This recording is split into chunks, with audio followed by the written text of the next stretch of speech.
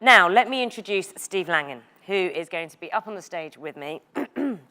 Joined Hiscox in 2005 after a highly successful marketing and managing career with Diageo, Coca-Cola, Nestle, Bass Brewers in the UK, Europe, and South America. He's interesting because he's straddling that whole business side as well as having a history of the marketing side as well. So I think he's going to be really interesting to hear his thoughts. He joined Hiscox USA as CEO, currently works in the Manhattan office, but we've managed to drag him over here to still sunny-ish London. So let's give him a very warm round of applause, Steve. Lovely to see you. Put these away. Can you stand up because I want to see this? You sure? Yeah. Okay, Steve says basically I'm too short to be seen if I sit down, so we're going to stand up and chat. It's a nice way to start. No, not at all. I'm only teasing. It's lovely having you here.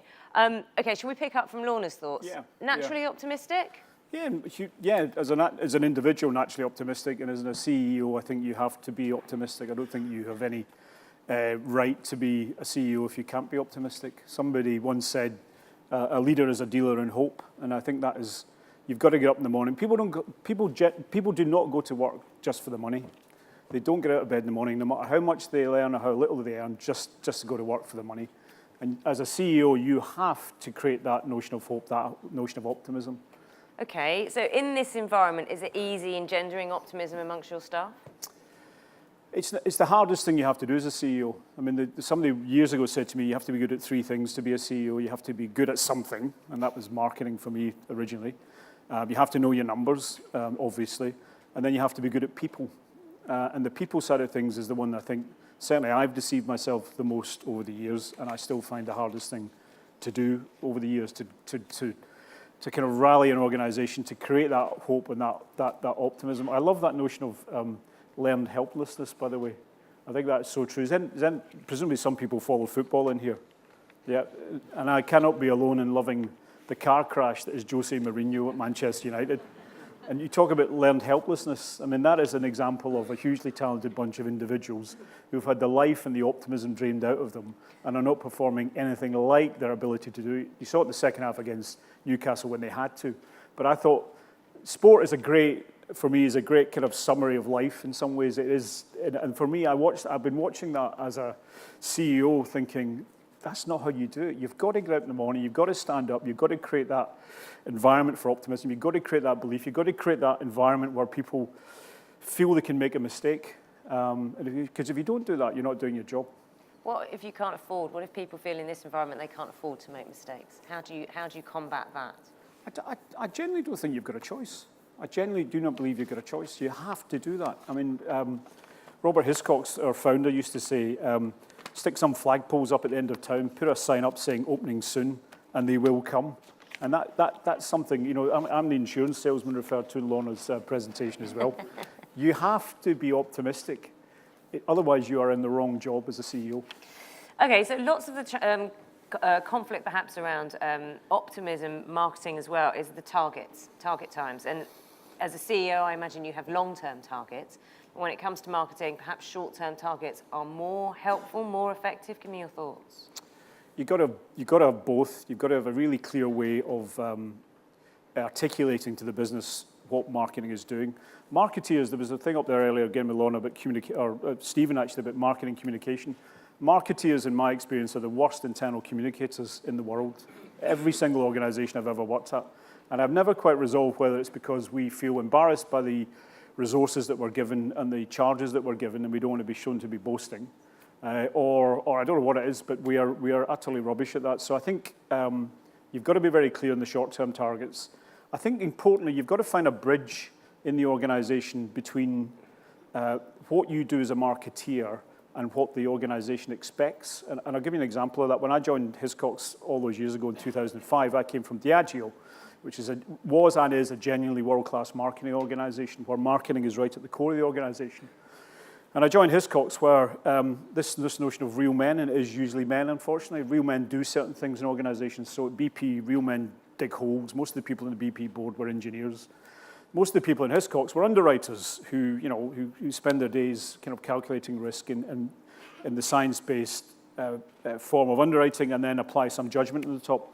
And when I joined Hiscox, not only as CEO of the UK, but also Chief Marketing Officer, I had to find a bridge between my world and their world, because no amount of world-class marketing would impress the people whose DNA defined the enterprise. And the way I did that was to figure out that basically marketing and underwriting are very similar. They're both science-based disciplines, and you have to apply judgment over the top. So number one, you found a common bridge between there. Second thing you had to do was find a simplicity in the language you used in marketing and the measurements that you used in marketing. And when I was at Diageo, I was part of the kind of foundation of Diageo, and we brought together people from Procter's and Unilever and all these great Coca-Cola, all these great companies.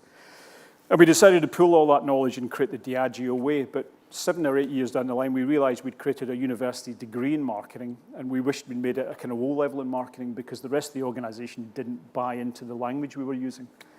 So at Hiscox, we developed the ABCD of marketing. We talked about brand awareness, brand affinity, consideration, decision to purchase. We kept the language very, very simple.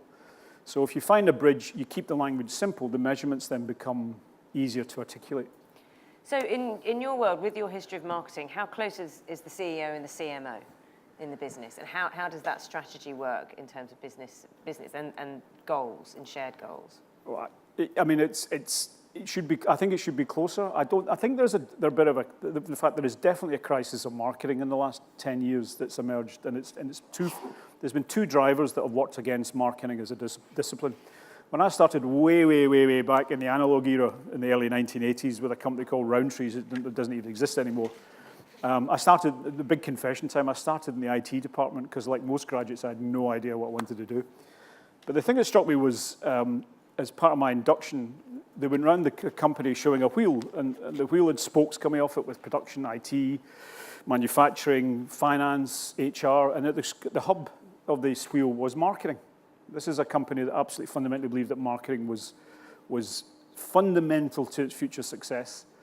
And in those days, you could recruit very good commercial, well-rounded marketeers who were completely business savvy and knew everything about that, who could engage with the finance department on the P&L.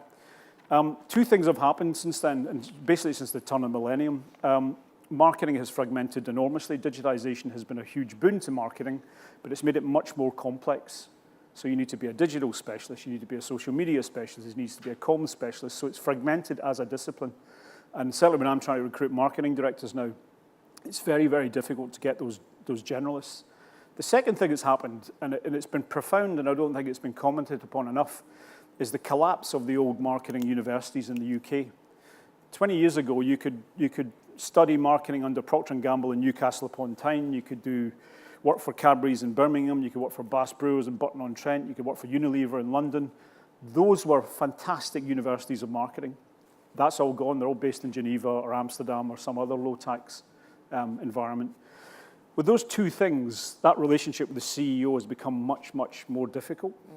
Getting that general business head on marketing and getting somebody who can actually effectively contribute at board level. So it's much more difficult. You spoke about digitalization, obviously moving from analog to digital. With the digital world changing so rapidly, and social media changing so rapidly, how do you learn to trust that someone has the vision or has the knowledge to know what the next big thing is? So be it Instagram, to go to, to basically Instagram or Twitter, Facebook, whatever. How do you trust that? And how much control do you relinquish when you have to say, look, I've got to manage the business? Yeah. That's a really interesting question. I still remember the first time that social media came to the Hiscox Executive Committee, and we were asked the question of how do you respond to this tweet, to which 90% of the exco said, what's a tweet?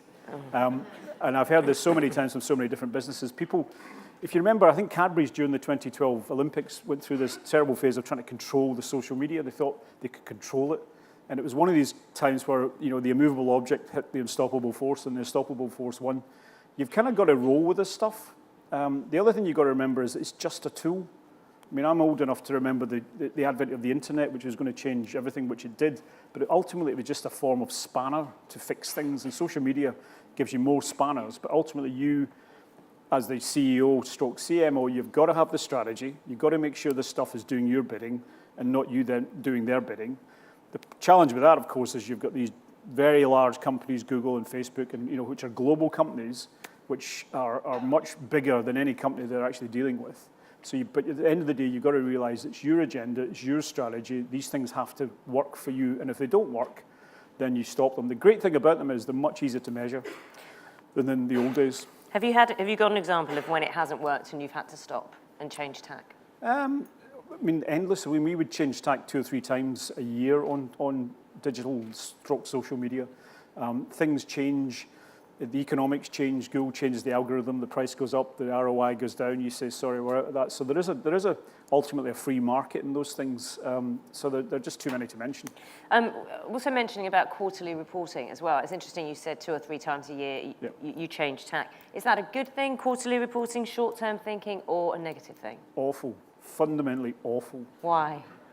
Because you cannot run any business on a quarterly basis. I'll give an example from Hiscox. We launched our direct business in 2002. I came in 2005 to build the brand and take it on. It took us 14 years to be cash positive, i.e. all the money we poured into it versus making £1. 14 years. You could not do that in a quarterly reporting environment. Quarterly reporting was basically invented by American analysts to keep themselves busy and to flip businesses. There's no benefit. If you speak to any CEO I know or any finance director I know, there is no benefit. There's some arguments that are made to say, well, it keeps you on your toes every 12 weeks, you know. Okay. There are agency partners in the room, yes? If you're an agency partner, can you just put up your hand? Okay. Have any of you, when you're bidding for business, talking to CEOs, been given short-term briefs recently? So a few down the front. So it's still happening. What do they then say? If you're a CEO, you're saying, look, these are awful, they're useless, they're pointless, too much stress. How do you respond to it when that's what companies I think demand? there's a difference between short-term briefs and quarterly reporting. I mean, things can change in a sixpence. If you're a retailer, for instance, if you're Tesco and Aldi suddenly drop half the price of wine over bank holiday weekend, you've got to get an ad out the next day. You've got to do it. I remember in Coca-Cola in Brazil, when I was marketing director for Coca-Cola in Brazil, we would make ads on the basis of weather forecasts and bank holidays. So there's a difference, I think, between having to pivot really quickly to respond to events or to be driven by quarterly reporting. Quarterly reporting is fundamentally value destructive, morale destructive, behavioral destructive. But you've still got to be nimble. You've still got to be able to kind of, if the weather forecast, it was literally, I remember once it was, the first time I came across this, it was absolutely terrifying, which is Wednesday, the weather forecast changed from rainy in Rio de Janeiro to sunny in Rio de Janeiro, and that doubles your soft drink sales. So we didn't have an ad, and we had to make an ad in 48 hours and get it out. And we did. It wasn't the greatest ad in the world, but it just basically said, look, it's sunny, drink Coca-Cola, and it worked. So I think there's a difference. As CEO, you look at metrics, and as a CMO, you understand these metrics. Which metrics matter? Because you can get clogged down in these, can't you? Yeah, you can, because again, the digital world allows you to have any metric you want. And the finance departments love digital marketing because they can then measure everything. But it's knowing the value of something as opposed to the cost of something, and that's the job increasingly of a CMO, is to make sure that you sift out the wheat from the chaff in there. So we try and distill it down into a couple of metrics. We are interested in the acquisition costs and how we drive acquisition. We are interested in retention and how we hold retention. The old thing being, it's much more expensive to acquire a customer than it is to kind of keep them going. And then we look at lifetime value in terms of that. So if we can keep that customer we've acquired at great expense for 4 or 5 years, that is a good thing. So that's the kind of the more finance-based metrics, which actually is the bridge between the finance department and the marketing department. We then talk about the brand metrics I referred to earlier on, so A, B, C, D, and those are the long-term health of the business. It's fair to say that's still seen by the majority of the businesses. They know it's a good thing. It's kind of warm and fuzzy and kind of, but it's harder to convince them of that ability to invest in the long term. But if you've got a backlog of numbers or you've got a backstory of numbers that we've got, we can show them the growth of the business is not purely predicated on the digital play in there. I'm very conscious. I've got a 3-minute warning on my countdown clock. Has anyone put any questions through the app? Because I haven't seen them come through here. No. Does anyone have any questions for Steve? You've got to be more lively than this throughout the day. Here we go. Have we got microphones, or are we just shouting? The microphone's coming to you, madam. 1 second. Lady in the red jumper. People won't hear you at the back. That's the problem. Thank you. If you could just give us your name, please. Good morning. Thank you both. It is on. It's on Charlie Stoney, I'm here from IAPI in Dublin. I just wanted to ask you, Steve, there's a lot of discussion in our market about intangible asset value of the brand. And there's a company in the States, I think they're called Brand Finance, who actually work with corporates on putting a value to their brand that actually sits on the balance sheet. Can you talk a little bit about that and what your experience is with that? Yeah, I mean, I was in at the outset of that. There was a company called Interbrand, invented that in the 1980s. And they made great play of it. We used it. I was at Scottish Newcastle at the time, and an Australian company called Foster's was trying to buy us, and we did brand valuations in there. And interestingly, our view of the brands were diametrically opposed to their view of the brands, which was interesting. So I think it is a useful thing to have. We know our share price, for instance, in the UK and Hiscox, for instance, at the moment, there's a big chunk of that money in there is actually predicated on the brand strength. If you look at our peers, we know that is the case. We can take that right back to, we sometimes sell our products own label, and there's a digital broker that we use who sells our products own label, who sells our branded products, same product effectively, same service. He sells 4 times as many of the branded product at a 30% margin. That's pretty easy to then forecast that forward. So there is value in that. I don't think you should become obsessed with it. It's like most things in this world. People can create industries out of anything they want, and there is a bit of an industry in there. But I do think there is huge value in that. Any other questions? I've got one more then. Marketers, you as a CEO have to manage the marketers. How do the marketers, when they're talking to the CEOs, manage them, manage the stakeholders? What's your advice? Get really involved in the financial action of the business. If you're not absolutely that financial conversation, if you're just there to talk about communications or digitalization, and as I said, there's many more distractions as a marketer these days, you are irrelevant. If you cannot talk the language, the numbers language of the business, you're utterly irrelevant. People, I mean, an old boss of mine, a guy called Sergio Zeman, who was the chief marketing officer of Coca-Cola, trademarked this saying, which was, all marketing is selling more stuff to more people more often for more money over and over again. And that's true. And if you're not part of that conversation as the marketeer, you're not doing your job. Final question. How long do you think Jose Mourinho has left? My youngest, who plays Football Manager relentlessly, he reckons Christmas. I reckon before Christmas. So. It's been an absolute delight talking to you. Thank you so much, Steve Langan.